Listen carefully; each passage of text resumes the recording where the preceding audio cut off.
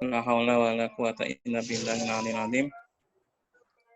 Alhamdulillah pada sore hari ini eh, kita diberi kesempatan oleh Allah Subhanahu wa taala untuk berjumpa kembali dalam online bersama guru kita Ustaz Fakih Syarif dan juga Ustaz sekalian dalam program Karimah Kajian Ramadan Al-Amri Membawa Berkah.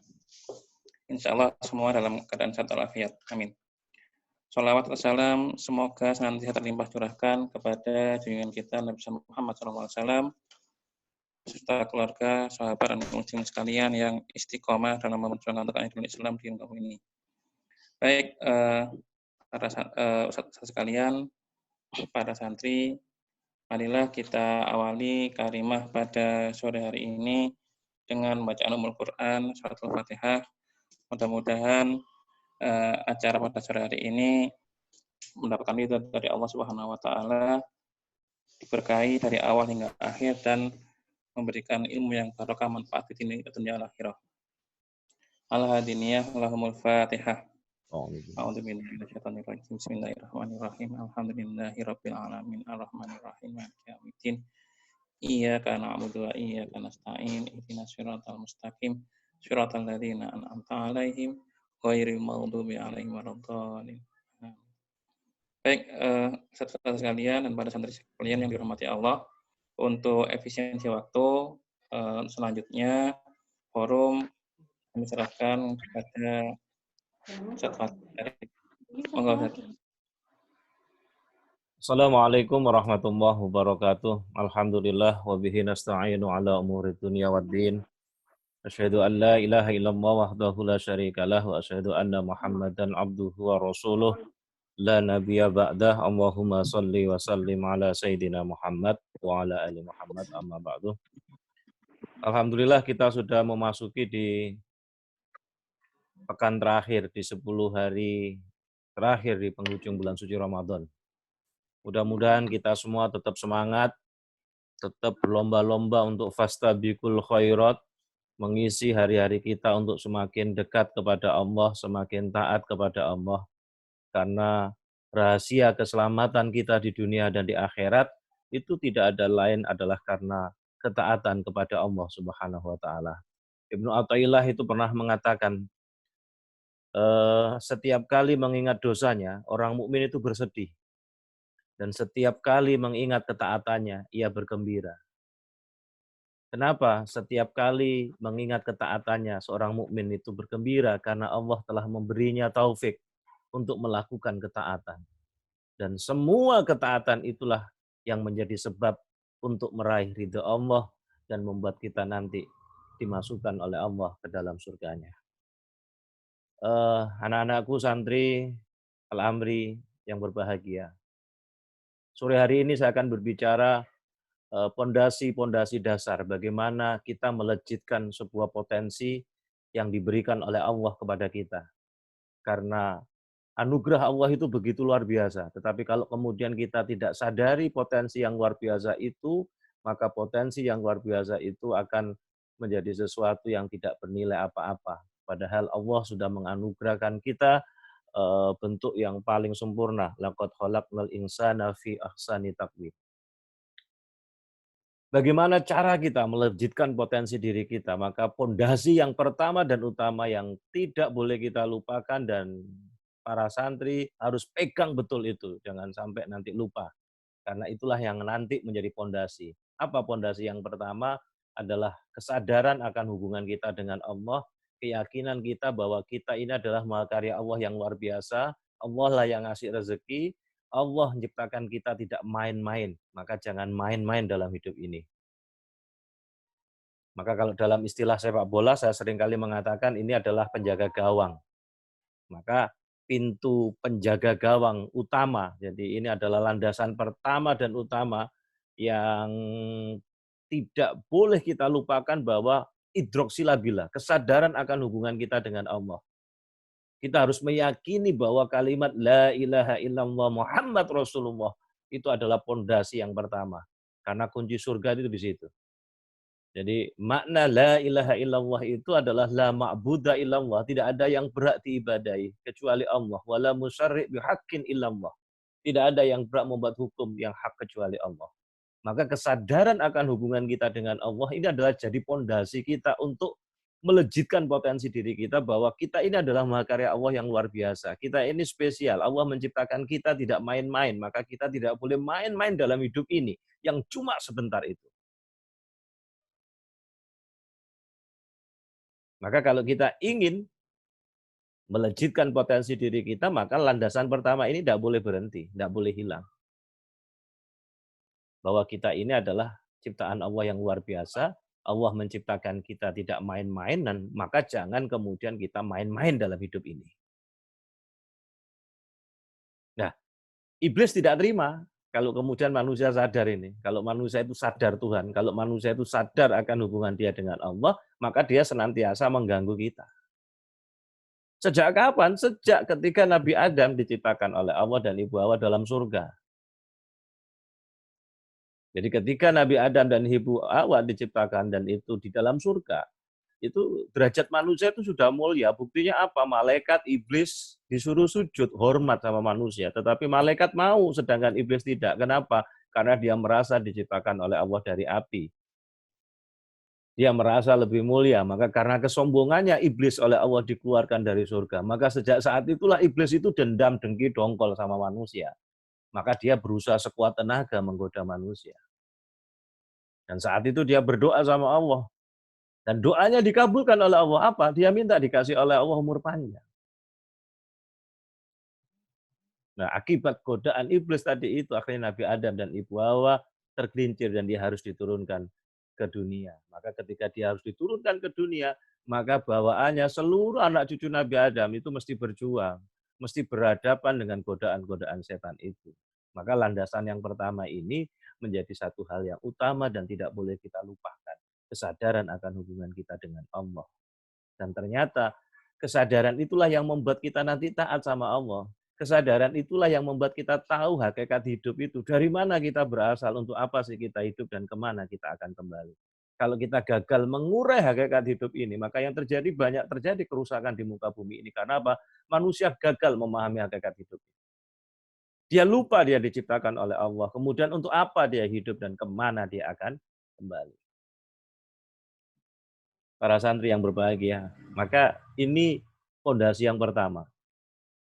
Keyakinan kita bahwa Allah lah yang menciptakan kita, keyakinan kita bahwa Allah menciptakan kita tidak main-main, Allahus Shomad, Allah tempat bergantung, ini membuat kita memiliki semangat hidup, membuat kita percaya diri. Nah, tetapi sekali lagi setan tidak terima, maka kemudian setan mengganggu kita juga melalui dua telinga ini. Karena setan tahu kekuatan utama manusia itu letaknya di antara dua telinga. Apa itu? Pikiran. Sering apa enggak ketika kita mau melakukan sesuatu terjadi pertarungan antara pikiran positif dan pikiran negatif? Di bulan Ramadan ini, sekalipun kemudian iblis itu diikat oleh Allah, tapi dia masih bisa meronta-ronta, masih bisa kemudian membisikkan, masih bisa kemudian mempengaruhi kita karena ada kebiasaan sebelum Ramadan. Memang iblis senantiasa menggoda kita. Dan setiap hari terjadi pertarungan itu antara pikiran positif dan pikiran negatif. Maka Rasulullah memberikan warning agar kita hati-hati. Rasulullah memberikan tanda-tanda. Kalau saya terjemahkan bebas itu, Rasul mengatakan gini, jika terngiang-ngiang di dalam pikiran kamu, jika terngiang-ngiang di dalam pikiran kita, sesuatu yang mendorong-dorong untuk melakukan keburukan dan menunda kebaikan, maka itu adalah bisikan setan. Jika terngiang-ngiang di dalam pikiran kita, sesuatu yang mendorong-dorong untuk melakukan kebaikan dan semakin menegaskan bahwa yang benar adalah benar, maka itu adalah bisikan malaikat. Dan setiap hari terjadi pertarungan itu. Dan ingat, ragam bahasa bisikan setan itu bahasanya persis seperti kita. Hati-hati dengan pikiran negatif, hati-hati dengan kata-kata negatif. Kata-kata negatif yang kemudian masuk di dalam pikiran itu, kemudian diyakini, maka itu akan jadi doa. Karena Allah itu akan menuruti persangkaan hambanya.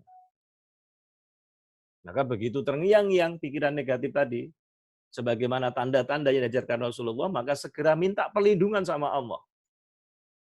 Astaghfirullahaladzim. A'udzubillahi minasyaitonir rajim. Baca Al-Quran. Segera minta perlindungan kepada Allah, ngambil air wudhu, sholat sunnah mutlak 2 rakaat, baca Al-Quran. Buka secara random, kemudian baca terjemahannya, lihat tafsirnya, biasanya Allah akan memberikan jawaban-jawaban setiap persoalan yang kita hadapi.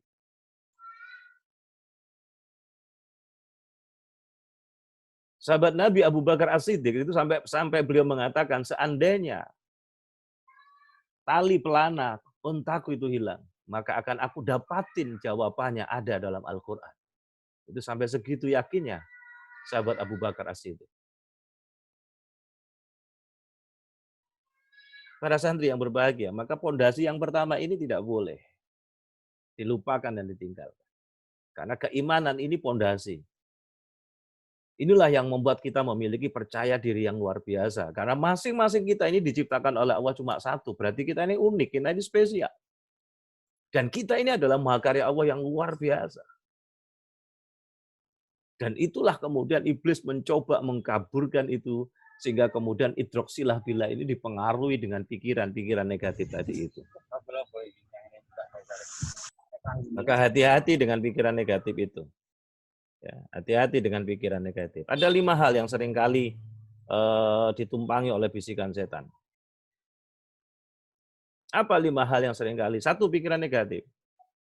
Hati-hati dengan pikiran negatif. Kata-kata negatif. Belum mencoba sudah bilang tidak bisa, sulit, tidak mungkin. Itu akan jadi doa. Kalau itu masuk di alam bawah sadar kita, maka itu akan menjadi sebuah keyakinan. Oh, bahaya. Kalau jadi sebuah keyakinan, berarti kita suudzon sama Allah.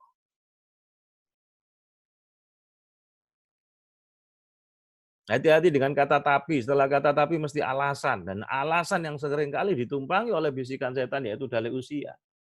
Maka pondasi yang pertama ini akan dihancurkan dengan pikiran negatif ini. Dihancurkan oleh bisikan-bisikan setan. Padahal setiap hari terjadi pertarungan itu.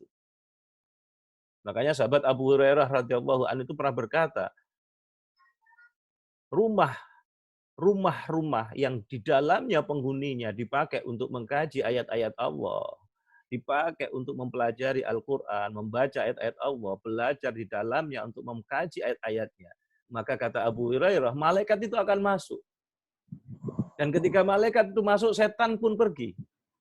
Sebaliknya kalau rumah yang penghuninya tidak pernah mengkaji ayat-ayat Allah, bahkan membaca Al-Quran, maka yang terjadi kebalikannya, malaikat akan pergi, setan yang masuk. Kalau malaikat yang masuk di dalam rumah-rumah orang mukmin yang di dalamnya ada pengajian-pengajian Al-Quran, mengkaji ayat-ayat Allah di dalamnya, maka rumah itu dikasih keberkahan. Sebaliknya kalau kemudian rumahnya itu tidak dipakai untuk mengkaji ayat-ayat Allah, yang kemudian yang terjadi malaikatnya itu keluar, maka setannya yang masuk, kesempitan hidup akan diberikan oleh Allah di dalam penghuni rumah itu. Itu Abu Hurairah sampai pernah mengatakan semacam itu. Maka hati-hati. Fondasi yang pertama ini tidak boleh luntur sama sekali. Sebab kalau ini luntur, ya sudah wes bablas angin ini. Yaitu keyakinan kita kepada Allah Subhanahu wa taala bahwa Allah menciptakan kita tidak main-main, Allah lah pemberi rezeki, Allah lah tempat bergantung, Allahus Shomad. Sandaran yang paling kuat adalah Allah. Tidak ada lagi sandaran kecuali Allah yang paling kuat. Kalau manusia banyak bersandar kepada manusia, pasti kecewa.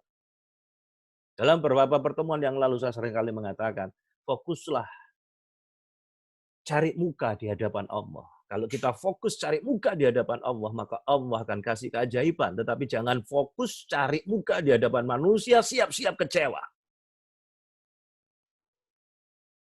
Jadi kalau fokus itu cari muka di hadapan Allah. Pasti Allah akan jawab, Allah akan kasih pertolongan. Karena Allah itu sangat sayang sama kita. Sing dablek aja masih ditolong oleh Allah Subhanahu wa taala. Maka tadi Ibnu Athaillah mengatakan di dalam kitabnya, setiap kali mengingat dosanya, orang mukmin itu bersedih. Dan setiap kali dia mengingat ketaatannya, dia bergembira. Kenapa ia bergembira? Karena setiap kali mengingat ketaatannya, karena Allah itu telah memberikan taufik untuk melakukan ketaatan itu.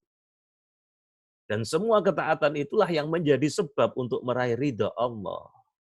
Dan yang menjadi sebab karena ridha Allah itulah kemudian Allah memasukkan kita ke dalam surga.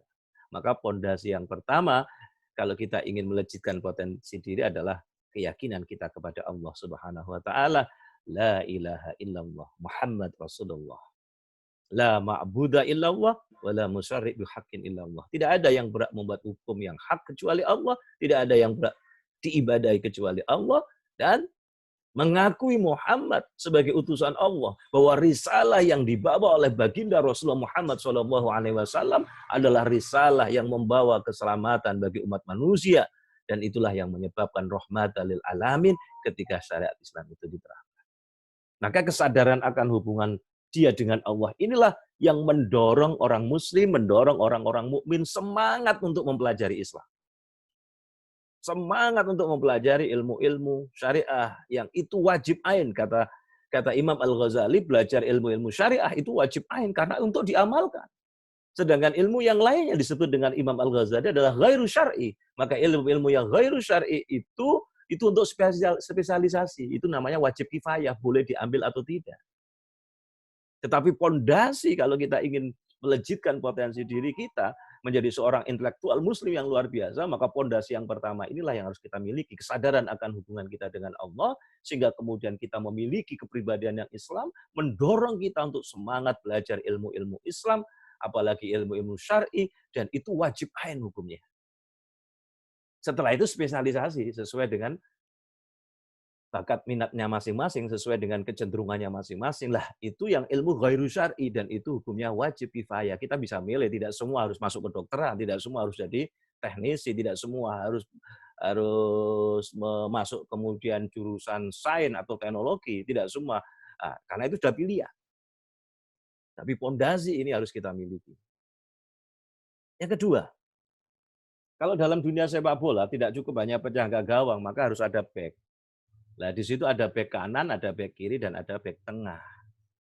Maka kalau kita ingin melejitkan potensi diri kita, tidak cukup kita memiliki percaya diri tadi, yakin terhadap Allah Subhanahu wa Ta'ala, kita memiliki keimanan yang luar biasa, karena kesadaran akan hubungan kita dengan Allah itulah membuat kita terdorong untuk semangat untuk melakukan amal kebaikan. Maka tidak hanya butuh iman, tapi butuh amal.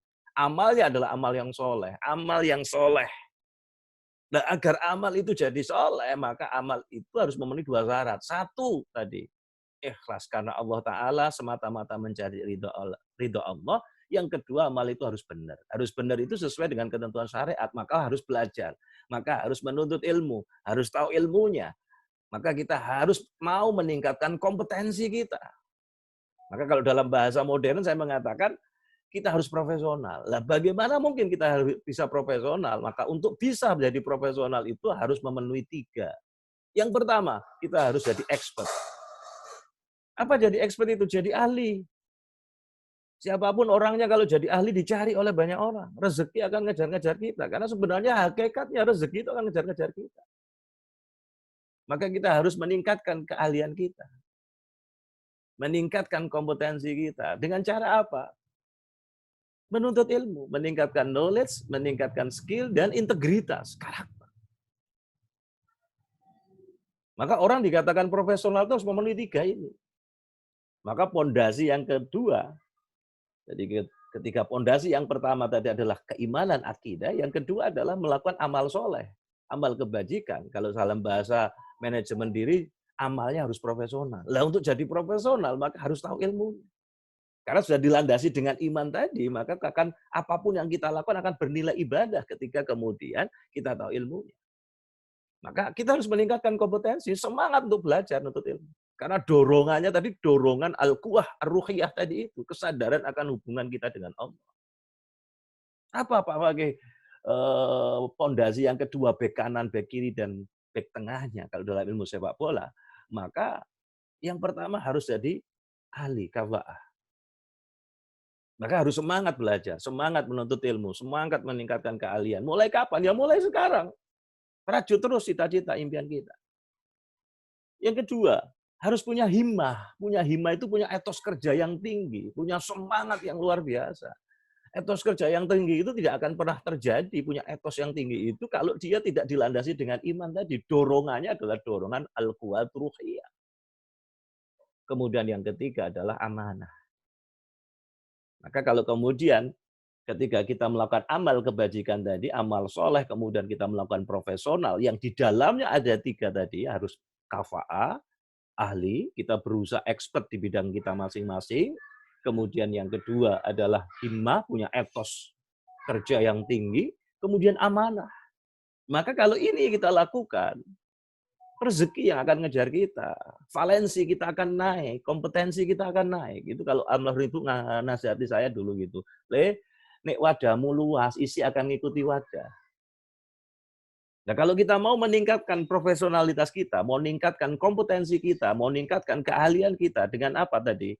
Dengan banyak menuntut ilmu, kemudian banyak meningkatkan skill dan membangun karakter. Maka jadilah kafa'ah tadi. Kemudian kita punya himmah etos yang tinggi, etos kerja yang tinggi, kemudian amanah. Maka berarti level kita naik, maka wadah kita semakin luas. Nanti isi ngikuti wadah, fasilitas mesti ngikut. Yang terjadi sekarang banyak orang kita tidak mau meningkatkan valensi, dia tidak mau meningkatkan wadah, dia tidak mau meningkatkan kompetensi, tapi keinginannya banyak sekali, akhirnya menghalalkan segala cara. Ngelola negara hancur, jadi nggak karu-karuan. Sudah tidak dilandasi dengan iman, dia tidak mau meningkatkan kapasitas dirinya, dia tidak mau meningkatkan valensi dirinya, akhirnya apa? Dia menghalalkan segala cara. Nah, ini poin yang kedua. Jadi kalau kita sudah sadar Tuhan, sadar akan hubungan kita dengan Allah, menyebabkan dia sadar diri tadi. Sadar diri bahwa manusia itu lemah, manusia itu butuh al-kholiq tadi. Manusia itu butuh mengupgrade dirinya tadi itu. Jadi kalau sudah sadar akan hubungannya dengan Allah, sadar Tuhan tadi, itu menyebabkan dia sadar diri. Dia mau memperbaiki diri, mau mengupgrade diri. Bagaimana dia mau mengupgrade dirinya tadi? Dia meningkatkan apa? Kompetensi tadi. Agar jadi ahli tadi. Jadi expert tadi itu. Kemudian memiliki himmah etos kerja yang tinggi dan amanah. Ini fase yang kedua. Ketika kita mau melejitkan potensi diri. Kalau sudah pertama dan kedua ini kita lakukan, kita sudah sadar Tuhan, kemudian kita sadar diri untuk terus meningkatkan kompetensi kita, semangat, dorongan untuk menuntut ilmu, dorongan untuk meningkatkan keahlian sampai jadi kafa'ah, akhirnya menjadi ahli di bidangnya masing-masing, kemudian memiliki himmah dan amanah, maka kita akan punya kualitas. Itu namanya wadahnya semakin luas. Kalau levelnya naik, nggak usah bingung, fasilitas mesti ngikut. Maka disinilah kemudian pentingnya fase berikutnya. Kalau dalam ilmu sepak bola, kita harus menguasai lapangan tengah.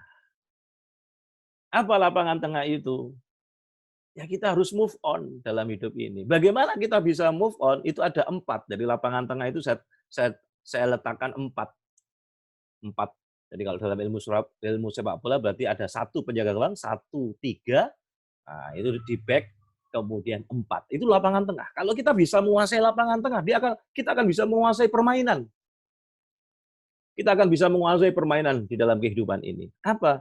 Kita harus move on. Agar kita bisa move on, maka kita harus punya vision.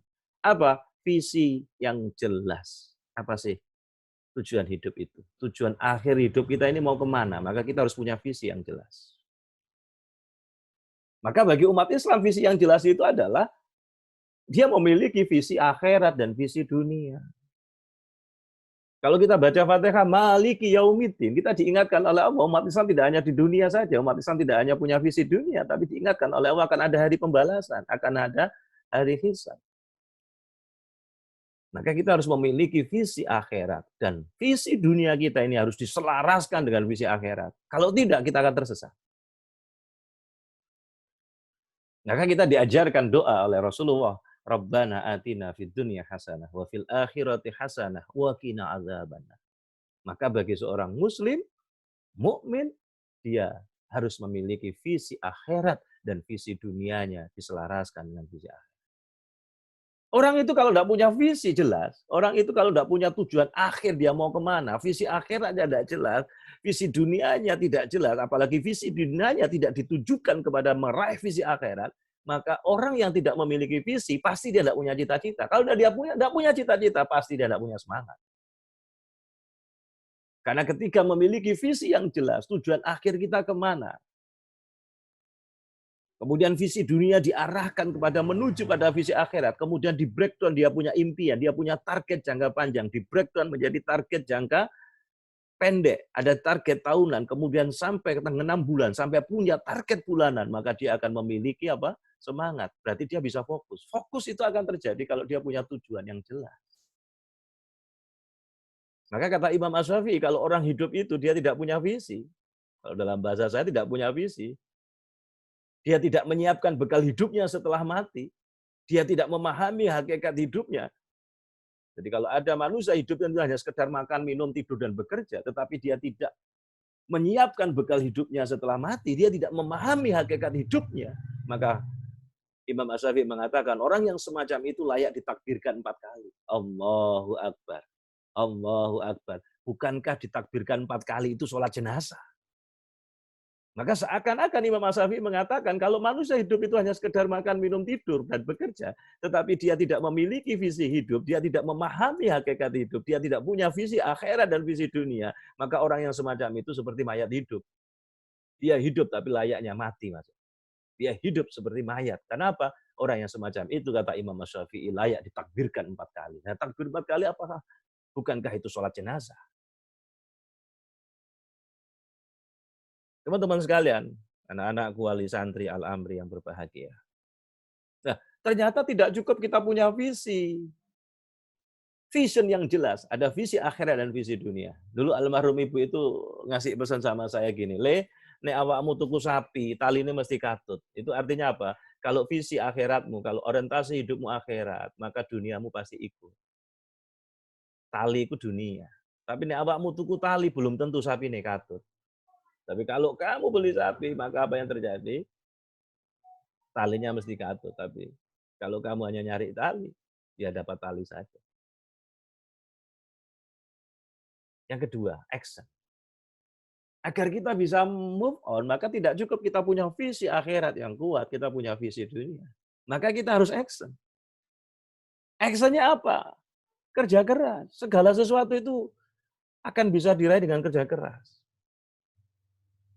Orang-orang yang hebat di dunia apapun, Albert Einstein itu pernah mengatakan, kecerdasan saya itu hanya menyumbang 1%, kata dia. Tapi 99% adalah kerja keras.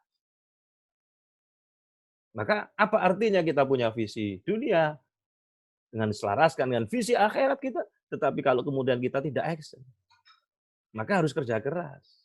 Maka untuk meraih sesuatu itu mesti kerja keras. Termasuk di dalam menuntut ilmu, termasuk dalam belajar. Sehingga kemudian, tidak cukup kemudian, kita hanya kerja keras. Mohon maaf, karena rumah ada ngamen ini.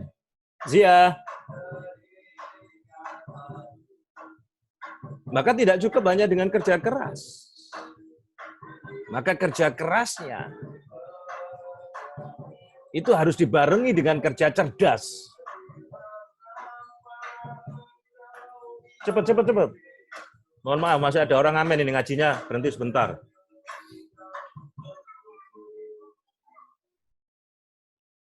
Kita lanjutkan pengajian kita ini. Maklum, di rumah ini kadang-kadang orang ngamen enggak tahu. Ada orang ngaji tetap aja. Jadi action yang pertama adalah harus kerja keras. Tidak ada sesuatu yang bisa diraih tanpa kerja keras. Untuk membiasakan sesuatu memang awalnya harus dipaksa. Termasuk dalam belajar, termasuk dalam membaca, termasuk dalam aktivitas yang positif. Awalnya harus kerja keras, harus dipaksa. Sampai jadi kebiasaan. Jadi lakukan itu sampai 21 hari. Kemudian sampai 90 hari. Setelah itu akan jadi kebiasaan. Dan itu ada doanya itu saya dulu diijazahi oleh almarhum Zainuddin MZ. Allahumma potsa. Ya Allah, biar repot paksa. Oh, itu doanya itu. Catat itu. Maka untuk meraih sesuatu butuh kerja keras. Tidak ada kemudian impian itu bisa diraih dengan hanya bersenda gurau saja. Impian itu hanya bisa diraih kemudian dengan hanya bermalas-malasan. Tidak. Siapapun orang yang sukses di bidang apapun, dia pasti mengalami satu perjuangan, satu usaha kerja keras yang luar biasa. Maka yang pertama adalah kerja keras. Actionnya kerja keras. Yang kedua harus kerja cerdas. Apa kerja cerdas itu? Kalau kerja keras melibatkan otot, tenaga. Kerja cerdas sudah melibatkan otak. Maka harusnya investasi yang paling bagus ketika kita mau meningkatkan kompetensi kita bukan tidak hanya kerja kerasnya saja, tetapi kerja cerdas. Kita banyak investasi di dalam urusan apa? Asupan-asupan yang masuk di dalam otak kita. Karena itu, otak kita ini kalau tidak dipakai beku. Jadi guyonannya orang Indonesia itu, jadi ada orang itu sindir bangsa kita ini, jadi ada kecelakaan kemudian butuh transplantasi otak, kemudian diambilkan otaknya orang Jepang, udah ini konektornya sudah terlalu ribet sekali. Kemudian diambilkan lagi otaknya orang Jerman, wah ini konektornya sudah luar biasa banyak sekali. Kemudian dia bilang, ini aja, diambilkan otaknya Indonesia. Kenapa? Ini masih fresh, karena belum pernah dipakai. Ini kan disindir kita ini. Maka tidak cukup dengan kerja keras, tapi kerja cerdas. Kita tadi mau meningkatkan kompetensi kita tadi itu, banyak belajar, banyak nuntut. Yang ketiga, action itu, kerja keras, kerja cerdas, kerja ikhlas. Jadi saya baru action. Kerja ikhlas itu bukan tidak dibayar, kerja ikhlas itu karena dilandasi oleh Allah tadi itu, dilandasi oleh iman tadi. Maka dia tetap profesional. Kerja ikhlas itu melibatkan Allah di dalam setiap aktivitas kita. Sehingga pertanyaannya ketika melakukan sesuatu itu, sebelum berbuat dia akan bertanya, ini benar apa enggak? Ini terpuji atau tercela? Terpuji atau tercela? Allah ridha atau tidak? Karena kerja ikhlas itu adalah melibatkan Allah di dalam setiap aktivitas kita. Sehingga kalau itu yang kita lakukan, hidupnya itu jadi normal, hidup itu jadi enak, hidup itu jadi enjoy, tidak ada beban. Kenapa? Karena kita melibatkan Allah di dalam setiap aktivitas kita. Tidak ada yang tidak mungkin bagi Allah. Kalau kita memperzamai Allah, kalau kita melibatkan Allah dalam setiap aktivitas kita, maka yakinlah Allah akan menolong kita. Maka yakinlah Allah akan memberikan kekuatan, ma'unah, pertolongan pada kita. Jadi kerja ikhlas itu adalah melibatkan Allah di dalam setiap aktivitas kita. Nah, tidak cukup dengan kerja keras, kerja cerdas, kerja ikhlas. Yang terakhir, kerja tuntas. Segalanya kalau dilakukan dengan tuntas, maka insya Allah hasilnya memuaskan. Maka prinsip yang fase yang ketiga ini adalah bagaimana kita menguasai lapangan tengah, maka kita harus move on. Dan isi dari move on itu kita harus punya vision. Kita harus punya visi. Visi yang jelas. Apa? Visi akhirat kita dan visi dunia diselaraskan dengan visi akhirat. Yang kedua adalah action. Action itu apa? Kerja keras, kerja cerdas, kerja ikhlas, dan kerja tuntas. Sekarang on yang 3. Bagaimana agar kita bisa move on? Maka temukan passion kalian. Apa sih passion itu? Sesuatu yang gue banget gitu. Jadi ini gue banget gitu. Sesuatu yang menjadi apa ya? Ciri khas kamu. Passion itu. Kalau kita nanti sudah menemukan passion kita dan akhirnya kita menekuni sesuai dengan passion kita, maka itu tidak lama, 3-5 tahun kalian akan menjadi orang yang berkelas di bidang itu. Saya ditanya oleh kalau saya ngisi pelatihan beberapa instansi BUMN, Pak Fakih gimana caranya agar kita bisa menemukan passion kita? Dan saya berharap menemukan passion itu sejak anak-anak, sejak kemudian usia SMP, SMA sudah ketemu passionnya, sehingga kemudian sudah kita menyiapkan karpet merahnya. Ada 5 pertanyaan agar kita tahu apakah passion kita. 1, bidang keahlian apa yang ingin kita kuasai? Bidang keahlian apa yang sudah kita kuasai? Kalau sudah ketemu, 2, kalau kita lakukan itu adalah enjoy gitu, kayak tidak ada beban gitu, benar-benar menikmati gitu. Misalnya kita suruh ngutak-ngutik komputer kok senang gitu sampai kemudian enjoy ya, itu sudah ketemu passionnya.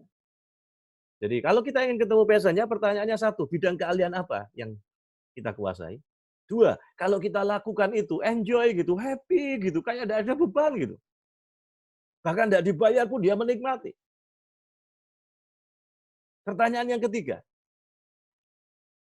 kalau orang lain itu melakukan, dia kerjanya jelek. Tetapi kalau Anda yang melakukan itu, kerjanya cepat dan hasilnya baik. Itu pertanyaan yang ketiga. Jadi kalau kita ingin menemukan passion ada 5 pertanyaan. 1, bidang keahlian apa yang kita kuasai? Yang kedua, kalau kita lakukan itu enjoy gitu, happy gitu sampai tidak ada beban, kita bahagia, kita menikmati. Dan yang ketiga, Kalau orang lain melakukan itu butuh waktu lama, tetapi kalau Anda yang melakukan butuh waktu cepat dan hasilnya baik. Kalau sudah ketemu tiga ini, itulah passion kita. Itulah passion kita. Yang keempat, sampai lupa waktu. Saking menikmati enjoy-nya tadi itu. Kalau sudah ketemu 4 pertanyaan ini, dan jawabannya itulah passion kita. Tinggal kita ngembangkan 1-3 tahun ke depan, kita akan jadi orang yang berkelas di bidang itu. Dan yang kelima, kita tidak akan pernah kecewa seumur hidup karena kita sudah menemukan dan melakukan itu. Itulah passion. Nah, kalau kita bekerja, kalau kita melakukan sesuatu sesuai dengan passion-nya, kita akan enjoy. Misalnya, saya sudah menemukan passion saya dalam dunia SDM. Saya menulis, saya mengajar orang, saya sudah ketemu, saya nikmati, saya enjoy, saya bisa berkaya 3 bulan sekali. Kenapa? Karena saya merasa itu dunia saya merasa itu passion saya. Kalau kita sudah menemukan passion kita, dan kita bisa berkarya, beramal, berdaya guna dengan passion itu. Maka agar kita bisa on, langkah yang pertama adalah agar kita bisa move on, yang pertama adalah vision, yang kedua adalah action. Tadi vision itu ada 2, ada visi akhirat, ada visi dunia, di mana visi akhirat harus menjadi prioritas dan visi dunia mengarah kepada visi akhirat. Kemudian actionnya itu adalah kerja keras, kerja cerdas, kerja ikhlas, dan kerja tuntas. Maka hasil akan memuaskan. Dan on yang ketiga adalah passion. Kita harus temukan passion kita. Yang keempat, kita harus berkolaborasi. Kita tidak mungkin bisa meraih impian kita. Kita mesti berkolaborasi, kita mesti bersinergi, kita mesti berjamaah. Maka collaboration. Kalau saya bangun pesantren, saya tidak berkolaborasi, maka tidak jadi pesantren itu. Maka saya berkolaborasi dengan para ustadz, para kiai, ada santri, ada wali santri. Itu berkolaborasi. Ketika saya punya visi akhirat, bagaimana visi akhirat saya tidak bisa sendiri. Maka saya harus mengkader orang-orang yang terbaik. Untuk apa? Meraih visi akhirat. Sama-sama memiliki visi akhirat. Dan itu butuh berkolaborasi. Nah, ketika berkolaborasi pun tetap harus satu, mengutamakan Allah. Yang kedua, bergaullah, bergabunglah, berkawanlah, bergurulah orang-orang yang hebat, orang-orang yang memiliki semangat, orang-orang yang memiliki visi di atas kita, orang-orang yang memiliki kompetensi di atas kita. Sehingga apa? Biar ketularan. Maka kalau cari guru yang memiliki visi, semangat, kompetensi di atas kita.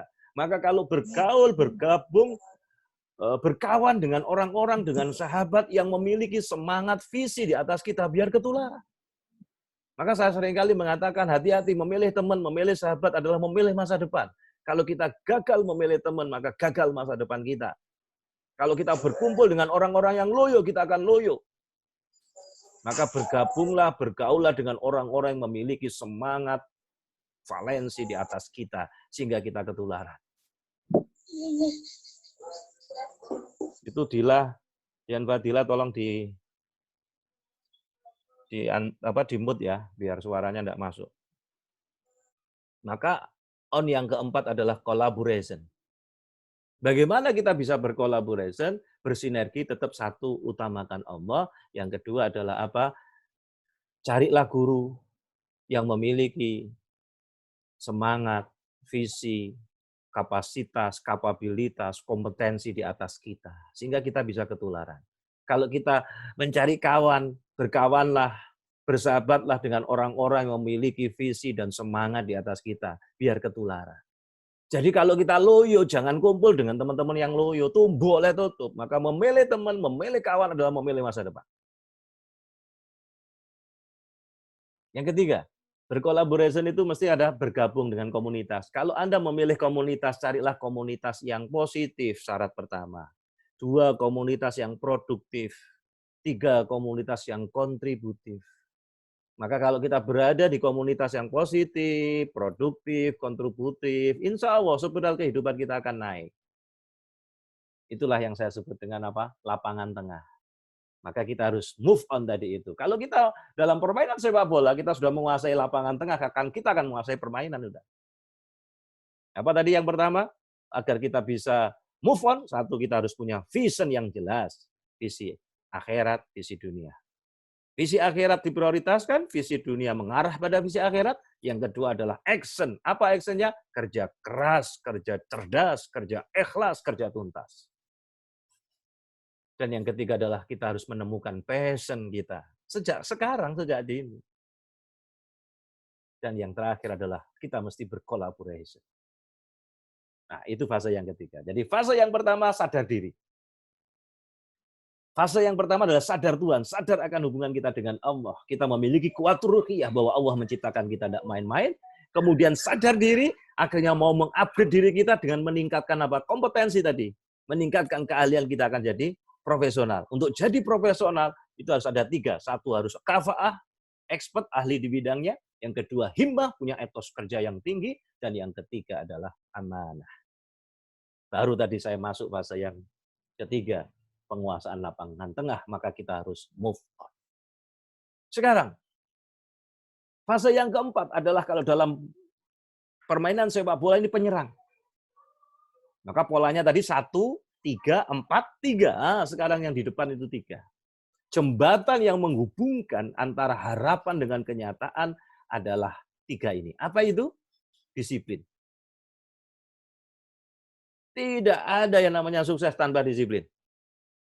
Jembatan yang menghubungkan antara impian, antara harapan dengan kenyataan adalah 1, disiplin. Yang kedua adalah komitmen. Dan yang ketiga adalah fokus.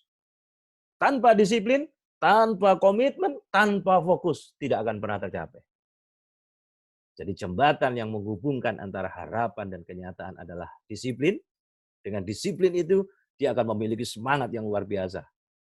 Ya, karena ada dorongan tadi sudah 1, 3, 4. Tanpa disiplin, harapan tinggal harapan. Impian hanya tinggal impian. Maka jembatan yang menghubungkan antara harapan dan kenyataan adalah 1 adalah disiplin, yang kedua adalah komitmen. Komitmen itu kita berjanji pada diri kita. Sebagaimana landasan komitmen kita adalah la ilaha illallah Muhammad Rasulullah, syahadat tauhid dan syahadat rasul. Maka dalam meraih impian besar pun butuh komitmen, butuh disiplin, butuh komitmen. Dan yang ketiga, butuh fokus. Maka untuk meraih sesuatu butuh fokus. Bagaimana mungkin bisa fokus kalau visinya tidak jelas? Kalau tidak punya target, tidak punya impian tadi. Maka vision tadi itu, move on itu penting. Karena fokus tidak akan pernah terjadi kalau kita tidak punya tujuan yang jelas. Dari tujuan yang jelas tadi, dari visi akhirat dan visi dunia yang jelas mengarah pada visi akhirat, maka kemudian di breakdown menjadi impian, impian di breakdown lagi kita punya tujuan jangka panjang, menengah, pendek, bahkan target 6 bulan kita sudah tergambar, 1 bulan itu apa, langkah mingguannya itu apa, maka fokus itu akan terjadi kalau tujuannya jelas. Dan impian itu akan benar-benar terjadi, yang menghubungkan jembatan yang menghubungkan antara harapan dan kenyataan itu adalah penyerang tengah tadi itu. Apa tadi? Disiplin, komitmen, dan fokus. Baik, mungkin ini yang bisa saya sampaikan. Silakan ada para santriwati untuk bertanya. Ini modal kita untuk melejitkan potensi diri. Dan Allah memberikan modal yang begitu luar biasa. Tinggal kita mau apa enggak memakainya, melakukannya. Silakan. Mohon silakan apabila ada pertanyaan atau sesuatu yang mau disampaikan, baik dari santri atau mungkin ustadzahnya ya yang ingin menyampaikan, monggo silakan di forum sesi diskusi.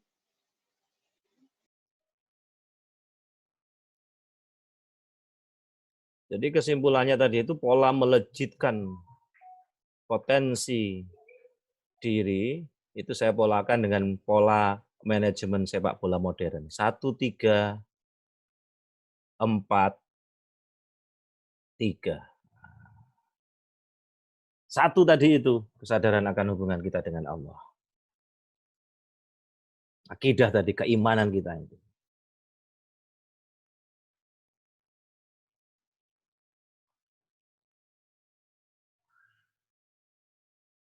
Ya. Ada pertanyaan yang masuk Ustaz, di chat Ustaz. Ya.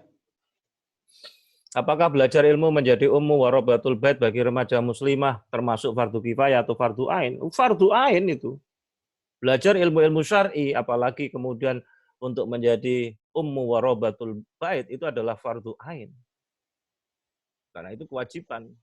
Nanti menjadi seorang ibu akan menelurkan orang-orang hebat, anak-anak yang hebat itu berasal dari sini. Sedangkan yang fardu kifayah itu adalah ilmu-ilmu ghairu syar'i. Apa tadi? Belajar ilmu kedokteran, fisika, kimia, matematika, dan yang lainnya. Itu adalah sesuai nanti kecenderungan, spesialisasi nanti. Tetapi pondasi dasarnya tadi itu, kalau kita ingin mengembalikan era bagaimana para intelektual muslim zaman dulu, ternyata mereka membangun kesadaran akan hubungannya dengan Allah sehingga memiliki kepribadian yang Islam, sehingga mendorong dia untuk belajar ilmu-ilmu syar'i tadi, ilmu-ilmu Islam. Karena ini wajib ain. Kemudian terjadi spesialisasi. Nah, selanjutnya dia memilih, ada yang jadi dokter, ada yang ahli astronomi, dan macam-macam. Tapi pondasi dasarnya dia miliki.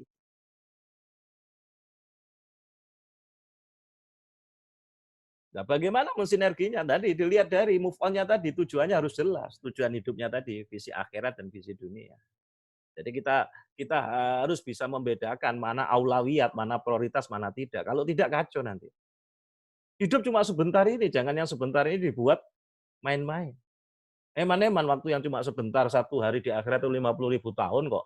Maka berarti 70 tahun hidup di dunia ini kan berarti cuma 2 menit 1 detik. Nah, kalau kita tidak sungguh-sungguh dan kita main-main dalam hidup ini, waktunya cuma 2 menit 1 detik, itu nih dikasih oleh Allah umur sampai 70 tahun. Maka disitulah pentingnya memahami prioritas. Maka dari visi akhirat tadi, maka visi dunia tadi diselaraskan dengan visi akhirat. Maka kita punya tujuan jangka panjang, ada tujuan jangka menengah, jangka pendek, kemudian di breakdown. Nah, dengan kejelasan visi tadi makin jelas nanti akhirnya. Apa yang saya lakukan apa program saya, target saya 5 tahun. Kemudian 1 tahun, 6 bulan. Nah, kemudian apa yang harus kita lakukan? Oh, saya harus kerja keras, kerja cerdas, kerja ikhlas, kerja tuntas. Apa yang harus dilakukan? Sesuai dengan prioritas dari target yang itu. Kalau tidak, kacau hidupnya. Sembuh mengalir ya Pak. Loh, banyu aja mengalir aja kalau tidak diatur bisa banjir kok. Maka agar kita bisa move on tadi itu, langkah yang pertama tadi, itu di lapangan tengah tadi. Tapi pondasi pertama yang pertama, sadar Tuhan tadi itu, kemudian sadar diri, dia mau meningkatkan kompetensi, mau meningkatkan keahlian untuk jadi profesional.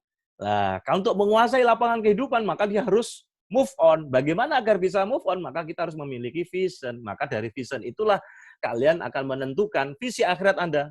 Kalian tulis visi akhirat, kemudian kalian tulis visi dunia. Maka dari situ kalian akan menulis impian. Dari situ kemudian kalian membuat program action-nya. Apa yang harus saya kerja keraskan? Apa kerja cerdas saya? Kerja ikhlasnya? Kerja tuntasnya? Nah, semua dilakukan dengan kerja keras, kerja cerdas, kerja ikhlas, kerja tuntas. Tahapan itu yang kemudian dilakukan, di breakdown. Saya punya tujuan 5 tahun ke depan apa? Saya breakdown lagi 3 tahun, 2 tahun, 1 tahunnya apa? Kemudian dari 1 tahun 6 bulan, kemudian dari 6 bulan mingguannya apa? Akhirnya kita punya program harian.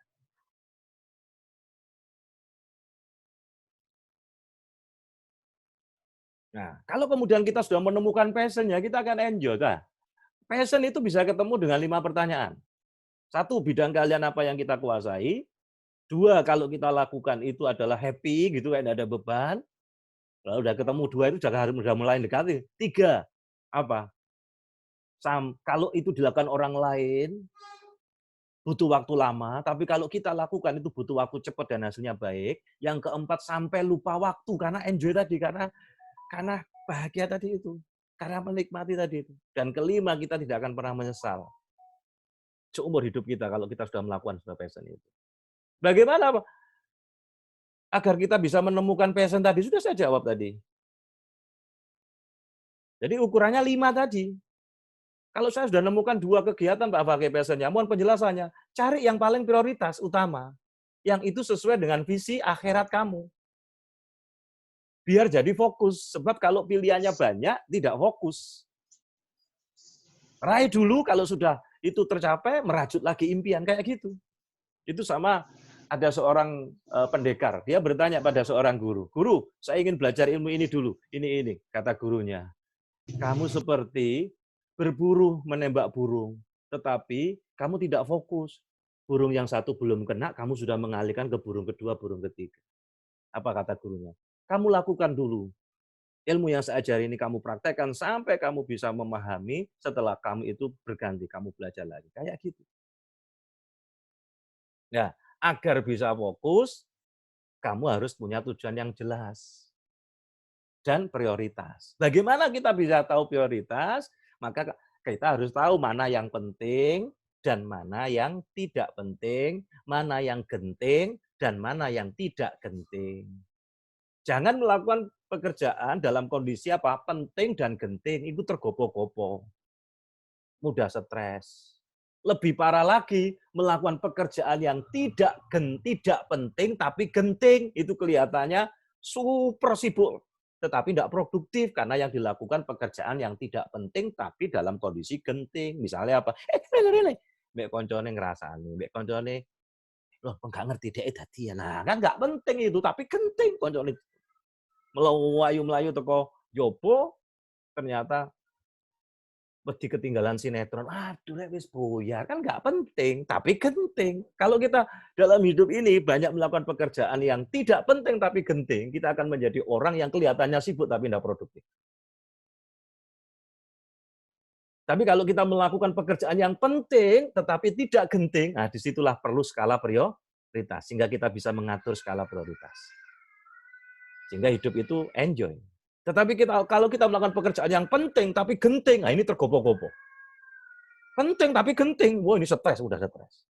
Tapi jangan jadi yang keempat, melakukan pekerjaan sudah tidak penting dan tidak genting. Kalau waktu kita banyak melakukan pekerjaan yang tidak penting dan tidak genting, maka kita akan menjadi orang yang sia-sia, suwantai, wis gak penting, gak genting, uripe suwantai, gak jelas. Maka sebaiknya banyak melakukan waktu kita di pekerjaan yang apa? Yang penting, tetapi tidak genting, sehingga kita bisa mengatur skala prioritas. Oke. Ustaz, bagaimana untuk remaja muslimah saat ini ilmu menjadi umum warul bait, apa bisa dicari passion-nya? Ngapain maksudnya? Untuk remaja muslimah saat ini, ilmu menjadi umum waratul bait, apa bisa dicari passion-nya? Kalau umum waratul bait itu adalah kewajiban syar'i, ilmu syar'i. Kalau kalian sebagai awak kan nanti bakal jadi ibu, mempelajarinya itu syar'i. Sementara mempelajari ilmu-ilmu yang lainnya fardu kifayah, dan kita bisa temukan passion. Ada ibu-ibu yang kemudian dia di rumah tetapi dia bisa nulis, dia bisa berkarya, dia di rumah bisa jahit, bisa melakukan, tidak ada masalah. Tetapi bagaimana memahami menjadi ummu warabatul bait itu adalah ilmu syar'i. Karena nanti akan mencetak orang-orang hebat itu dari situ. Nah, sementara bagaimana spesialisasinya itu pilihan-pilihan, itu fardu kifayah. Tidak semua kemudian kalau semua ada yang ahli fisika semuanya harus jadi fisika, kan tidak semua. Tetapi kalau warabatul bait itu harus dilakukan oleh seorang wanita muslimah, semuanya harus mengetahui ilmu-ilmu syar'inya tentang itu. Ini prioritasnya kayak gitu. Nah, ketika kemudian dia jadi dokter, dia bisa buka praktek di rumah. Tanpa meninggalkan kewajiban menjadi ummu warabatul bait tadi itu. Nah, ini harus paham tentang prioritas. Karena bekerja bagi wanita itu hukumnya mubah, boleh. Bukan wajib, tapi wajib akhirnya adalah ini, ummu warabatul bait tadi itu. Tapi ketika dia bekerja yang hukumnya mubah, kemudian dia tinggalkan sampai kemudian dia lupa kewajibannya ummu warabatul bait tadi terhadap anak dan suaminya, maka ini akan jadi dosa. Sebaliknya kalau bagi laki-laki bekerja itu hukumnya wajib. Karena dia ada kewajiban menanggung nafkah keluarga. Ya, jelas ya? Dan Islam sangat jelas itu. Bagaimana dia memahami visinya tadi itu, terus kemudian masing-masing boleh menekuni spesialisasi tadi itu. Tapi tidak meninggalkan kewajibannya masing-masing. Masing-masing punya hak dan kewajiban.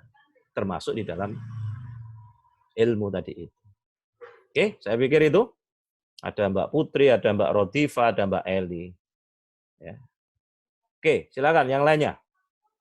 Masih ada waktu 4.50. Maghrib masih lama ya. Jadi diingat-ingat pola melejitkan potensi diri tadi itu. Maka sebenarnya pondasi di dalam keilmuan Islam itu tadi ada 3 tadi itu. Satu, pondasi yang pertama adalah bagaimana kita memiliki kesadaran akan hubungan kita dengan Allah, sehingga kemudian kita punya keimanan yang kuat, kita memiliki kepribadian yang Islam, sehingga mendorong kita untuk semangat belajar ilmu-ilmu syar'i, ilmu-ilmu yang memang itu wajib ain, karena itu untuk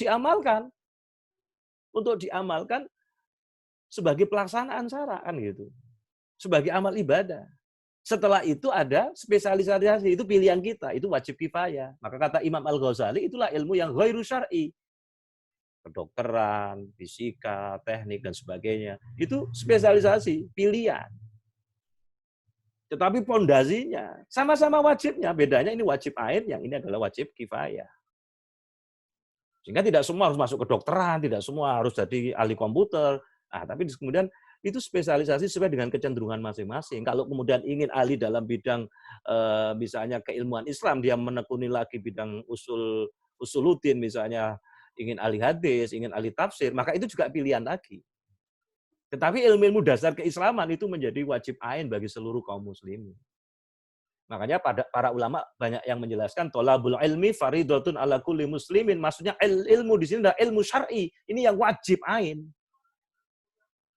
Jadi al-ilmu di situ, para ulama salah menjelaskan ilmu itu adalah yang dimaksud adalah ilmu syar'i, yang itu menjadi wajib ain bagi kaum muslimin, yaitu ilmu-ilmu tentang dasar-dasar Islam, yang itu memang dipelajari untuk diamalkan, misalnya tentang wudu, tentang sholat, termasuk tentang bagi wanita adalah bagaimana ummu warobatul bait tadi. Apakah sejak SMA sudah waktunya? Iya. Harus tahu belajar ilmu bagaimana menjadi ibu, menjadi ummu warobatul bait tadi. Karena nanti kamu mesti berkeluarga, kamu nanti itu mesti menjadi berumah tangga.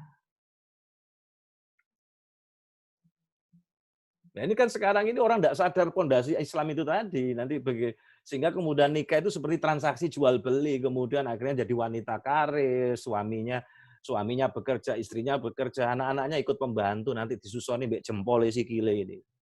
Maka ini sudah olak-walik gak karu-karuan sekarang ketika Islam tidak dipakai. Oke ya. Ustaz, bagaimana kiat agar bisa menjadi orang yang produktif? Kiatnya tadi pertama tadi harus dimulai dari landasan pertama tadi. Pola manajemen tadi loh. Satu dilandasi dengan kesadaran tadi bahwa Allah menciptakan kita tidak main-main. Jadi satu itu keimanan bahwa ternyata kita ini mahakarya Allah yang luar biasa. Kemudian kita mau meningkatkan tadi itu setelah sadar Tuhan, sadar diri. Sadar diri tadi itu mau mengupgrade dirinya, mau belajar tadi itu. Dari situlah kemudian kamu akan produktif. Karena kalau sudah jadi ahli, himma, punya etos kerja tinggi, kemudian amanah, maka yang ketiga adalah sadar hidup, bahwa hidup itu nggak main-main. Hidup itu dalam rangka mencari ridho Allah. Maka untuk sadar hidup harus move on. Maka harus kita punya visi akhirat tadi, visi dunia, action tadi, kerja keras, kerja cerdas, kerja ikhlas, kerja tuntas. Itu tadi caranya untuk meningkatkan produktivitas. Kemudian kita menemukan passion-nya. Terus kemudian kita bercollaboration. Orang tidak akan pernah bisa produktif kalau dia tidak punya visi yang jelas. Dia tidak akan pernah punya visi yang jelas, pasti dia tidak akan melakukan kerja keras, kerja cerdas, kerja ikhlas, kerja tuntas. Maka kalau dia tidak kerja keras, kerja cerdas, kerja ikhlas, kerja tuntas, maka tidak akan menghasilkan apa-apa. Orang akan bisa menghasilkan sesuatu yang produktif kalau dia ketemu passion-nya. Kalau orang sudah ketemu passion-nya, dia melakukan itu enjoy, itu karena gue banget, karena dia sudah menemukan cinta dalam melakukannya. Ya, maka tadi bercollaboration. Nah, tadi terakhir sudah saya sampaikan, jembatan yang menghubungkan antara harapan dan kenyataan itu adalah apa? Disiplin diri, komitmen, dan fokus. Oke, sudah terjawab. Jadi materi saya tadi itu intinya agar kita jadi orang yang produktif. Orang yang bermanfaat bagi sesama kalau bahasa Rasul itu. Khairun nas anfa'uhum linnas. Sebaik-baik manusia adalah manusia yang paling bermanfaat bagi sesamanya. Artinya kan produktif, dia punya kontribusi di tengah-tengah masyarakat. Ustaz, bagaimana caranya untuk meningkatkan semangat dalam menimba ilmu? Bagaimana caranya untuk meningkatkan semangat dalam menimba ilmu? Tadi itu, kamu tulis visi akhirat kamu tulis visi dunia kamu, impian kamu, cita-cita kamu, itu Pak Fakih sering bilang proposal hidup kamu.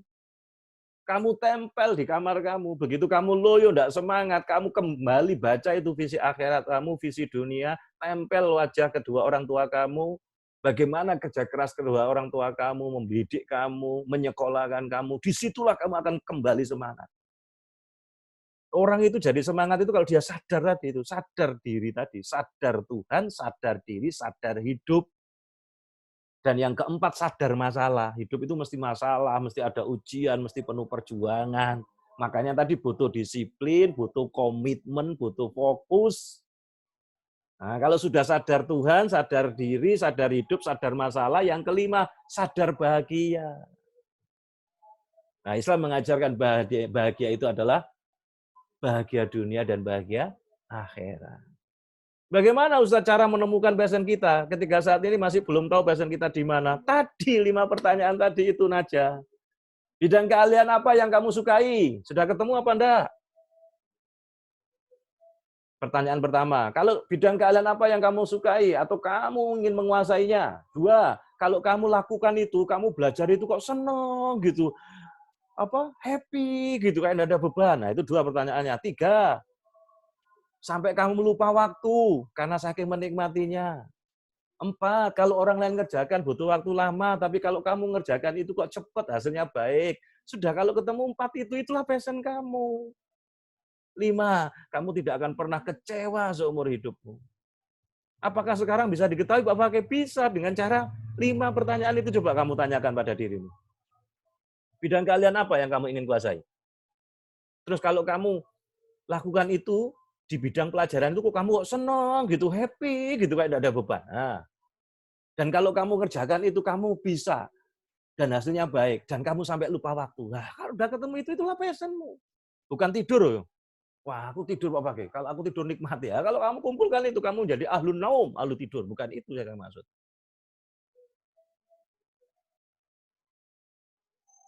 Ya, itu jawaban saya. Jadi pola melejitkan potensi diri tadi itu, 1, kesadaran kita, keyakinan kita kepada Allah. 2, kita harus kerja profesional tadi, karena sadar diri tadi itu. Kalau sudah sadar Tuhan, sadar diri, sehingga dia mau meningkatkan upgrade dirimu dengan cara apa? Harus jadi ahli. Profesional. Bagaimana untuk jadi profesional? 1, harus jadi expert ahli di bidangnya. 2, himmah, punya etos kerja semangat, etos kerja semangat yang tinggi. Yang ketiga adalah amanah. Nah, ini yang 3. Bahasa yang ketiga adalah setelah sadar diri, sadar hidup, bahwa hidup itu tidak main-main. Hidup itu dalam rangka untuk mencari ridho Allah. Maka kita harus move on. Bagaimana bisa move on? Ada 4 V on tadi. Bagaimana bisa move on? Vision tadi. Kita punya visi dunia yang diselaraskan menuju visi akhirat. Yang kedua adalah action on. Yang kedua, kerja keras, kerja cerdas, kerja ikhlas, kerja tuntas. Kemudian yang ketiga, temukan passion. Dan yang keempat, kita mesti bercollaboration. Nah, bagaimana untuk menghubungkan antara harapan dan kenyataan? Maka butuh disiplin tadi itu. Kalau sudah sadar Tuhan, sadar diri, sadar hidup, sadar masalah. Kalau sudah sadar masalah bahwa hidup itu mesti banyak masalah, hidup itu mesti ujian, maka butuh perjuangan. Maka agar kita tetap semangat di dalam menjalankan hidup tadi, maka butuh disiplin, butuh komitmen, butuh fokus. Kalau sudah selesai itu semua, maka baru sadar bahagia. Clear? Ustaz, bagaimana cara agar dapat mengatasi rasa futur? Rasa futur itu karena bisikan setan. Maka kalau kita mengalami rasa futur, segera kamu baca visi akhirat kamu, visi dunia kamu, ngambil air wudhu, sholat sunnah mutlak 2 rakaat, banyak baca istighfar, baca surat Al-Ikhlas, ketika kemudian dalam hati, ketika sampai Allahu Samad, kamu ambil napas dalam-dalam itu, setelah itu kamu buka baca Al-Quran, baca terjemahannya, cari tafsirnya. Insya Allah, Allah akan kasih jawaban. Bagaimana Ustaz kalau kita, agar kita selalu fokus dan komitmen, agar tidak toleh kanan kiri? Nah, indikator kita tidak fokus itu sederhana. Indikatornya kalau kita merasakan hambatan dan tantangan itu ada semakin besar. Hambatan tantangan itu ada, tapi bagi orang yang fokus, hambatan dan tantangan itu seakan-akan tidak ada karena dia fokus. Jadi indikatornya kalau kita tidak fokus, kita melihat kok hambatannya, tantangannya semakin besar, maka kita harus kembali, oh ya Allah, berarti aku nggak fokus ini. Sebab kalau udah fokus, hambatan, tantangan itu kemudian tidak terasa. Seperti kemudian kalau kita dulu fokus baca, kemudian di belakang kita dikasih korek sampai terbakar, nggak kerosot sampai bolong lambene. Nah, jadi fokus itu akan bisa terjadi ketika kita punya tujuan yang jelas. Nah, indikator kalau kita tidak fokus ketika kita apa? Kita merasa kok hambatan, tantangan, atau kemudian ada godaan yang mengalihkan kita. Maka segera kembali kepada. Maka caranya gimana? Setiap menjelang tidur, disebut doa-doanya, dibaca impiannya. Ucapkan syukur 10 kali. Alhamdulillah ya Allah, saya sudah alhamdulillah ya Allah. Baru setelah ke-10, kamu bayangkan tadi, visi akhirat dan visi dunia kamu, impian kamu selaras dengan visi akhirat, seakan-akan sudah terjadi. Alhamdulillah ya Allah, saya sekarang sudah jadi profesor, saya sekarang sudah berangkat umroh dan haji. Kamu sebut itu setiap malam. Itu akan membantu kamu untuk kembali pada impian kamu, cita-cita kamu, fokus.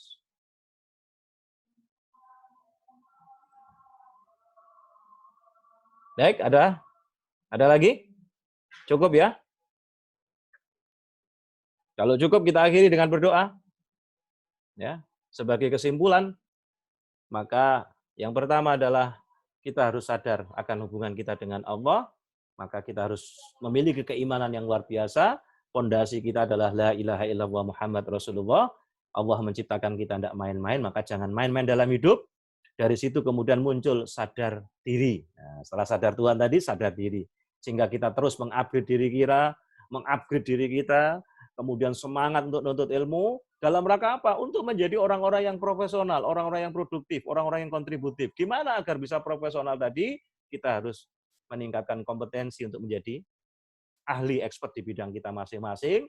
Yang kedua, kemudian kafa'ah tadi expert, kemudian himmah, kita punya etos kerja yang tinggi, kemudian amanah. Amanah apa? Terpercaya. Nah, kalau sudah kayak itu, sudah sadar Tuhan, sadar diri, kalau kita sudah memiliki kualitas itu, level kita sudah naik. Nah, jangan lupa kita harus punya sadar hidup, bahwa hidup ini cuma sebentar dalam rangka untuk mencari ridha Allah, maka agar kita memiliki sadar hidup, maka kita harus move on. Bagaimana bisa move on? Maka kita harus melakukan 4 tadi, vision, action, passion, dan collaboration. Nah, kemudian yang keempat, sadar masalah. Nah, sadar masalah itu membuat kita harus terus semangat, harus disiplin, harus komitmen, dan fokus. Maka terakhir baru kita akan memiliki sadar bahagia. Masih ada pertanyaan, bagaimana cara mematahkan pandangan buruk orang lain terhadap kita yang baru move on? Karena dalam proses move on juga membutuhkan lingkungan yang mendukung. Maka tadi ada collaboration.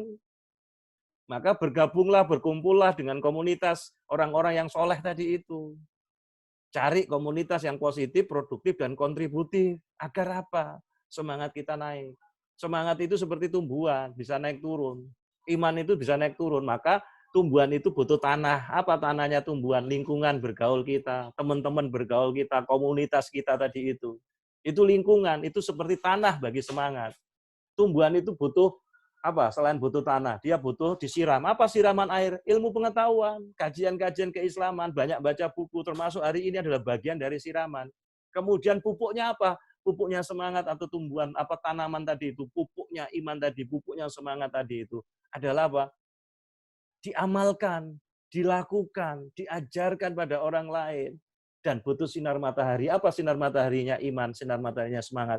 Terus berdoa kepada Allah agar senantiasa diberikan apa? Hidayah. Ihdinas siratal mustaqim. Baik, mungkin ini yang bisa saya sampaikan. Tidak ada yang tidak mungkin kalau kita bersama Allah. Jadi tidak ada yang tidak mungkin kalau kita sungguh-sungguh dan minta sama Allah. Tapi kalau kita tidak minta, kalau kita tidak punya visi akhirat tadi, tidak punya visi dunia, kita tidak mau kemana-mana. Maka tadi itu lakukan 1, 3, 4, 3. Apa satu tadi? Keyakinan kita kepada Allah, keimanan berarti. Kemudian yang kedua adalah amal. Amalnya tadi profesional, harus ada kafa'ah, expert, kemudian himmah, punya etos kerja dan amanah. Yang ketiga kita harus move on. Karena tidak mungkin bisa move up dulu kalau ada move on. Harus move on dulu. Apabila bisa move on, maka kita harus punya vision yang jelas. Visi akhirat, visi dunia. kemudian action, kerja keras, kerja cerdas, kerja ikhlas, kerja tuntas.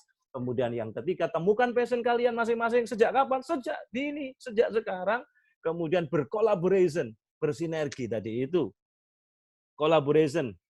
Jadi mencari guru, berkumpul, berkomunitas dengan orang-orang yang memiliki semangat. Kalau komunitas, carilah komunitas yang positif, produktif, dan kontributif. Dan yang ketiga, yang keempat tadi, fase yang keempat itu adalah kita harus sadar masalah. Dari sadar masalah, maka berarti mesti ada ujian, mesti ada tantangan. Dan itu harus dihadapi dengan apa? Disiplin. Dihadapi dengan apa? Komitmen dan fokus. Maka baru yang terakhir, sadar bahagia. Baik, suara dari masjid sudah mulai ada sholawatan. Mudah-mudahan Ramadan kita ini menjadi Ramadan yang berkah, Ramadan yang maghfirah, dan kita mendapatkan hasil dari Ramadan yaitu penggemblengan, yaitu apa? Ketakwaan kita kepada Allah Subhanahu wa taala. Kita tutup dengan baca istighfar 3 kali. Astaghfirullahaladzim, astaghfirullahaladzim, astaghfirullahaladzim. A'udzu billahi minasyaitonir rajim. Bismillahirrahmanirrahim. Allahumma shalli wa sallim ala sayyidina Muhammad wa ala ali Muhammad fil awwalin wal akhirin walhamdulillahi rabbil alamin. Allahumma ighfiril muslimina wal muslimat wal mu'minina wal mu'minat al ahya'i minhum wal amwat. Allahumma sallimna wal muslimin wa'fu anna wa 'anil muslimin wa qina wa iyyahum syarra masa'ibid dunya waddin. Allahumma rzuqna fahman nabi wa hifdzal mursalin wa ilhamal malaikatil muqarrabin bi rahmatika ya arhamar rahimin. Allahumma inna nas'aluka ilman nafi'ah wa amalan thayyibah wa rizqan wasi'an halalan thayyibah mubarakah.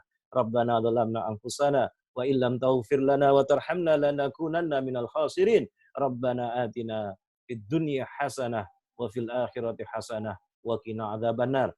Rabbana hab lana min azwajina wa dzurriyyatina qurrata a'yun waj'alna lil muttaqina imama.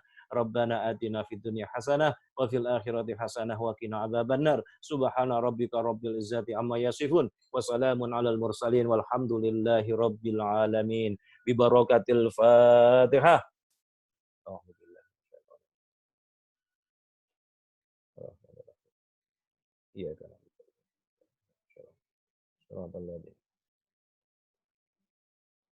Demikian kurang dan lebihnya saya mohon maaf. Sukses untuk kita semua. Mudah-mudahan berkah bagi kita semua. Wassalamualaikum warahmatullahi wabarakatuh.